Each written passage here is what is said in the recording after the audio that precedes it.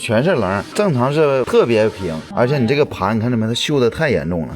这个盘呢都是锈太大了。这两天下雨是不是也是一直放在室外啊？啊，对，这从开春就搁室外了。我给你先试一下吧，试一下呗。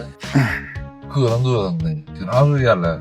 这去年冬天我上出去玩去，玩之前我就刷的车，刷完车扔了2天，我就放地库了，我这就吵。那你这车是不是开的也少啊？开少，就给他俩接孩子，我不让开，然后呢，孩子不上学，有时候10天8天都不开。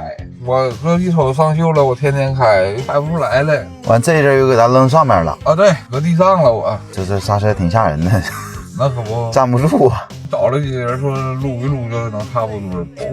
你这个刹车盘呢锈的太严重了，像你这刹车盘的估计啊背不住就不平了。盘这个东西它一遇到有空气有水它就直接锈。你要是说天天开或者隔2、3天开一次没啥事，磨一磨就好。长时间不开它锈大了之后你再去磨就磨不了了。下完雨第2天早上就上锈，上锈是正常的，因为盘里头本身有铁，它这东西遇到水和空气它就会生锈氧化。我给你上架的检查一下吧。行啊，现在这个刹车确实弹脚，弹的挺厉害。后盘的话没磨开，前盘还磨开了，盘上还是锈比较多。刹车片和盘它俩不在一个平面，而且就是有凸起的地方，你一踩就感觉有点像咯楞咯楞咯楞咯楞。这个是前盘，你外侧吧瞅着还行，你看着没？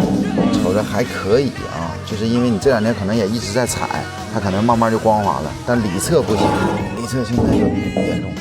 拿手这么摸，对，全是棱。正常这是平的，正常是特别平，而且你这个盘你看着没，它锈的太严重了。比如说这块有锈凸起来了，凸起来之后这块就磨不着，它就磨里边这块，这块磨不着，慢慢的你就磨出棱出来了。你看这一道一道的，所以你这么踩，你刹车肯定踩不住，要么就弹脚。你这个片看着没，脱层了。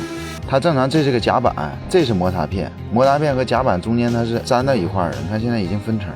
你这个我建议你还是换了得了，光盘没啥太大意义了。你这个盘嘛，说实话，要是不差不多你就换光一下，换了呗。而且你后盘也这样。这些刹车盘我都给你打开，都齐了呗。对，都齐了，开干了。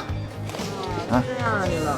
你这个盘啊，等你磨完之后，颜色比这还要好看。这一个是一个防腐漆，它是属于复合材料。然后这个盘看着没，它就是一体的了。按照这就往上装呗，是吧？对，往上装，往上装之后，我们再就出去跑一跑，把这个盘给它磨一磨。试一下车，你开吧，我坐后边，你就往你这也不弹了。对，你上脚第一脚你就能感觉出来了。这个盘你也得注意，就是别用风炮去打，电扳子行，但你最后得拿扭力扳手去给它打。这个刹车脚感特别好。对，终于不突突了，这回行了。车这玩意儿我跟你说就是放坏的，得开。这回刹车肯定比之前好使了。我是在沈阳专修奔驰的小旭。